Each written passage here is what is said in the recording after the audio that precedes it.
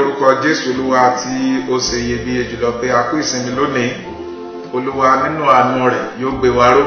Olúwa nínú àánú rẹ̀ yóò dì wá mú. Ọwọ́ ọ̀tún òdodo rẹ̀ yóò fún wa ní ìṣẹ́gun.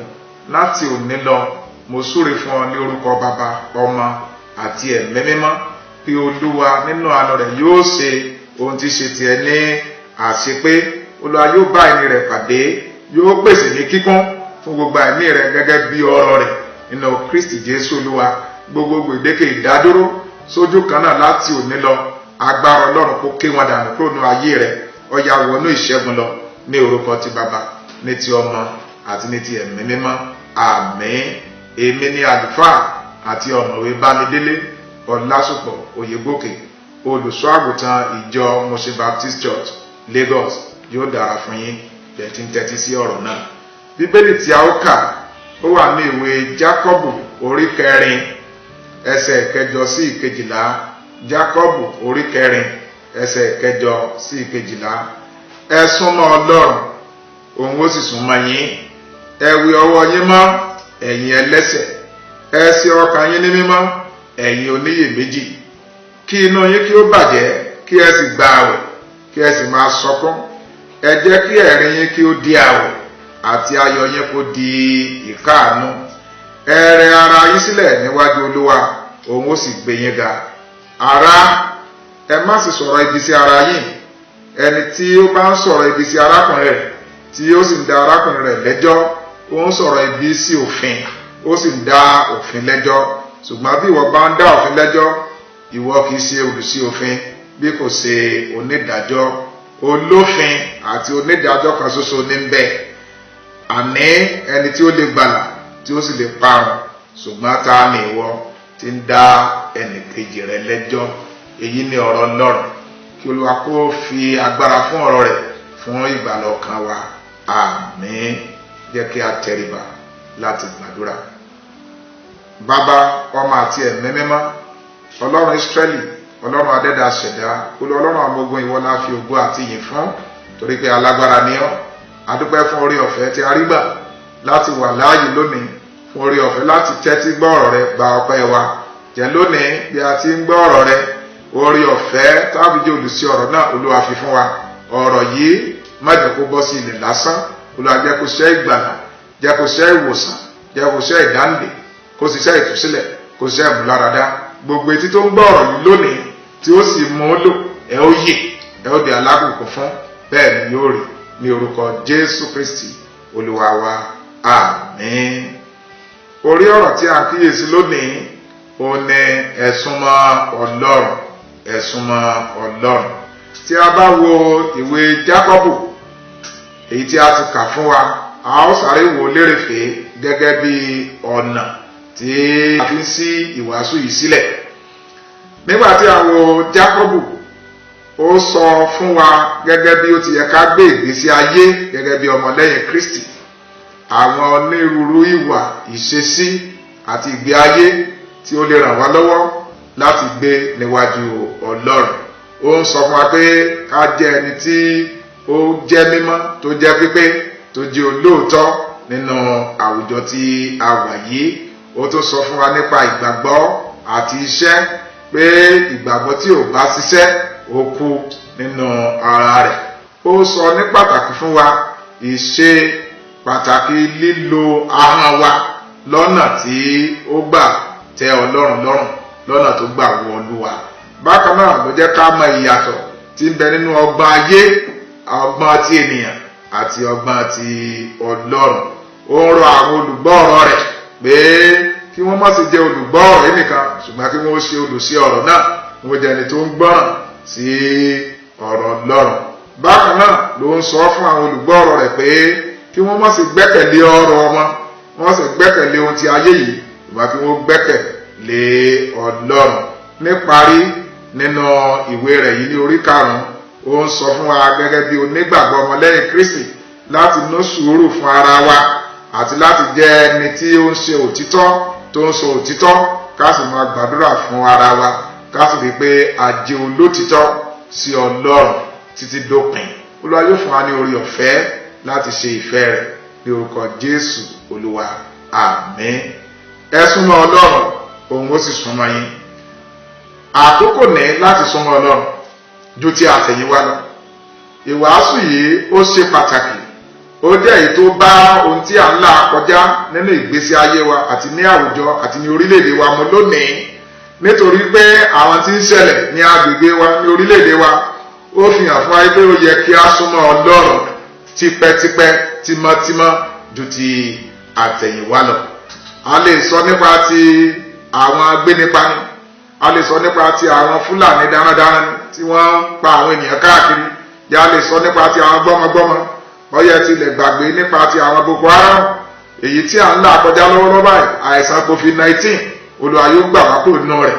Nírú àkókò bíi eléyìí, ọ̀rọ̀ Ọlọ́run ó rán wa létí láti súnmọ́ Ọlọ́run ju ti àtẹ̀yìnwá lọ.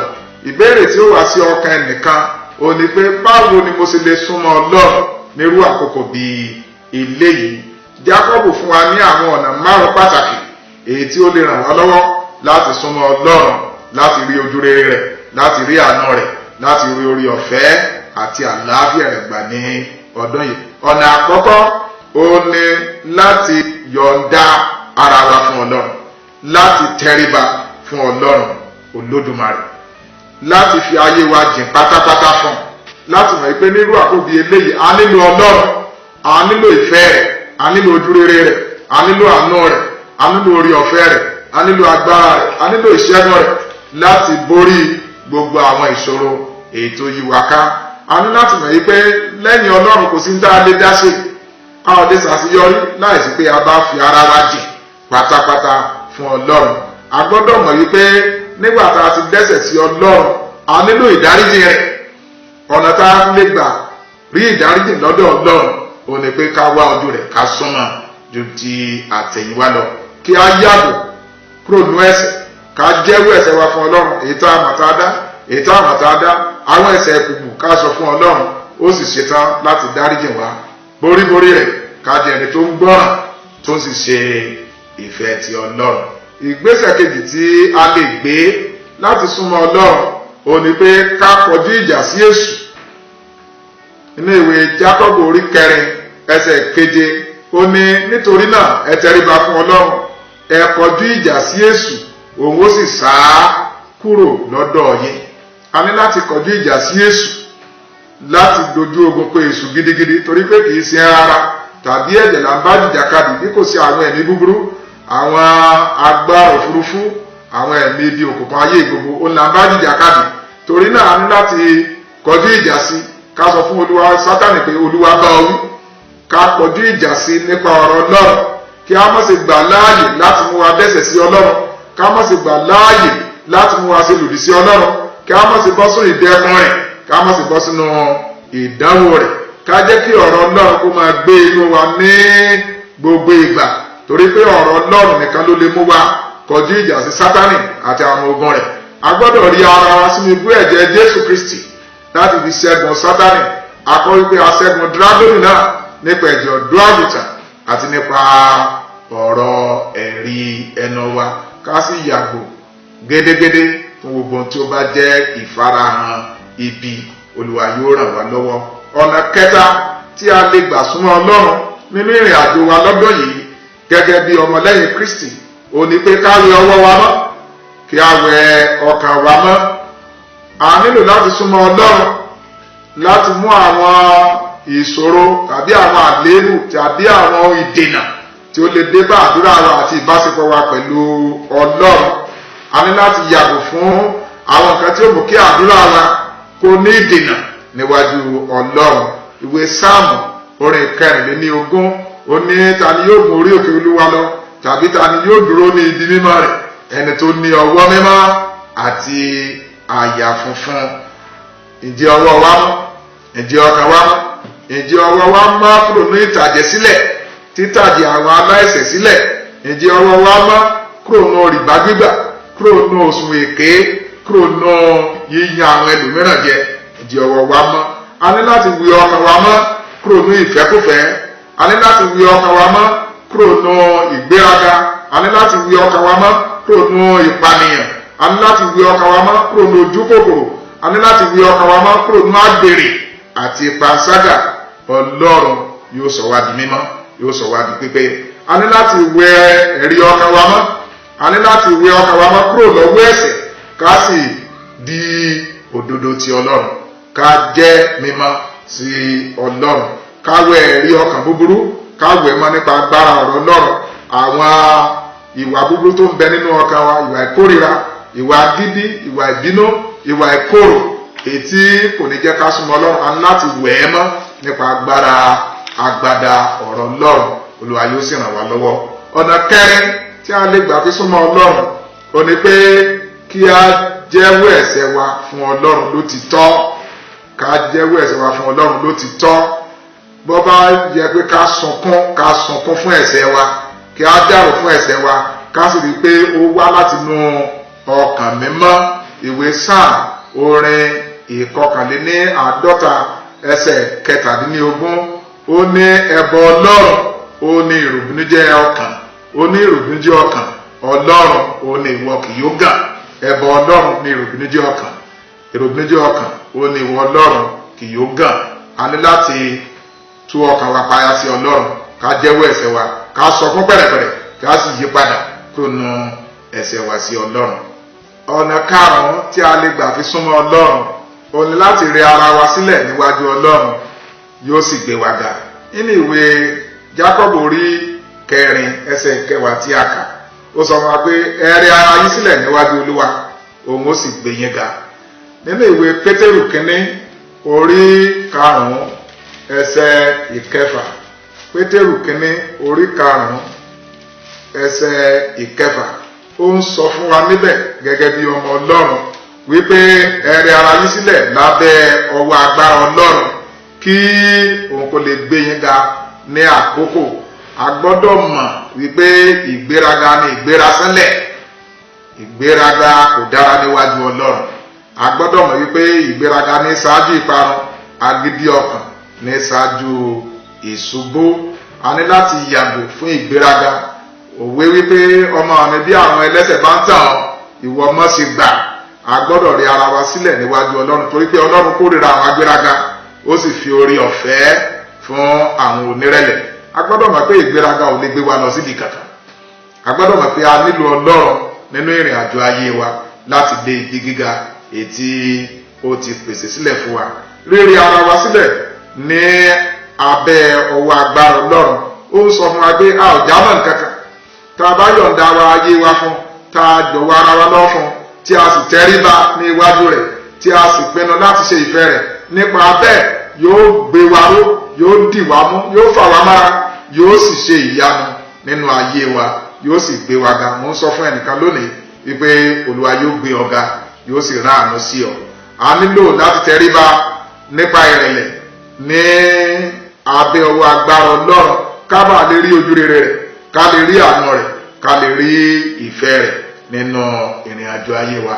Paríparí rẹ̀ ó ní láti fẹ́ Ọlọ́run ju ti àtẹ̀yìnwá lọ, ká sì fẹ́ràn ọmọnìkejì wa gẹ́gẹ́ bí ara wa, bó ti wà ní ìwé Mátíù orí 22 ẹsẹ̀ 17 àti ìwé Róòmù orí 13 ẹsẹ̀ 9 sí 10. Róòmù orí 13 ẹsẹ̀ 9 sí 10.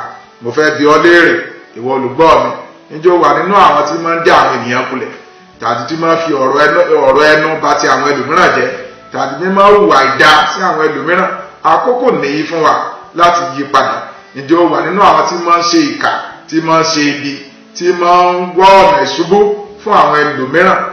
Yí padà, kó súnmọ́ Ọlọ́run, yóò sì gbé ọ ró, yóò sì ràn ọ́ lọ́wọ́. Mò ń gbàdúrà fún ọ lónìí bí o ti ń wá síwájú ìtì orí ọ̀fẹ́, wípé gbogbo ìdènà tí ò ní jẹ́ kó rí àánú Ọlọ́run, ìrànlọ́wọ́ rẹ̀, ojú rere rẹ̀, àlàáfíà àti orí ọ̀fẹ́ rẹ̀ lọ́dọ̀ yìí, Olúwa yóò mú kúrò ní ojú ọ̀nà rẹ̀, ní orúkọ ti Bàbá, ní ti Ọmọ àti ní ti Ẹ̀mí Mímọ́. Àmín. Jẹ́ kí a tẹríba ká gbàdúrà. Bàbá wa àti Ọlọ́run wa, a jẹ́wọ́ ẹ̀ṣẹ̀ wa níwájú rẹ̀ lónìí, a jẹ́wọ́ ìrékọjá wa. Ìwọ nìkan ṣoṣo la ṣẹ̀ sí, tá a ṣe búburú níwájú rẹ̀. Ẹ̀ṣẹ̀ ìtàjẹ̀sílẹ̀, ẹ̀ṣẹ̀ irọ́ pípa, ẹ̀ṣẹ̀ olè, ẹ̀ṣẹ̀ ìbínú, ẹ̀ṣẹ̀ ìwà ìgbéraga. Olúwa dáríjì wa, Ọlọ́run ṣàánú fún wa. A ò ní agbára kan lẹ́yìn rẹ̀, a bèrè fún agbára láti súnmọ́ ọdún tí àtẹ̀yìnwá lọ. Olúwa fún wa ní agbára bí a tún súnmọ́ gbogbo ìdènà tó lè wà lójú ọ̀nà wa ọwọ́ agbára rẹ Olúwa fi mú wọn kúrò láti òní lọ. Gbogbo ẹni tó ń gbọ́ ọ̀rọ̀ yìí lónìí ọwọ́ agbára Ọlọ́run kó bà lé ayé yín, ọwọ́ agbára tó ń ṣiṣẹ́ ìyanu, ọwọ́ agbára tó ń ṣiṣẹ́ ìdáǹdè, tó ń ṣiṣẹ́ ìwòsàn àti ìmúláradá kó bà lé ayé yín lónìí. Láti òní lọ Olúwa yóò gbé ọ̀gá ju àwọn ọ̀tá rẹ lọ. Olúwa yóò yọrí rẹ sókè kúrò ní agbami ayé. Olúwa yóò mú ọ kúrò ní pàlàpàlà.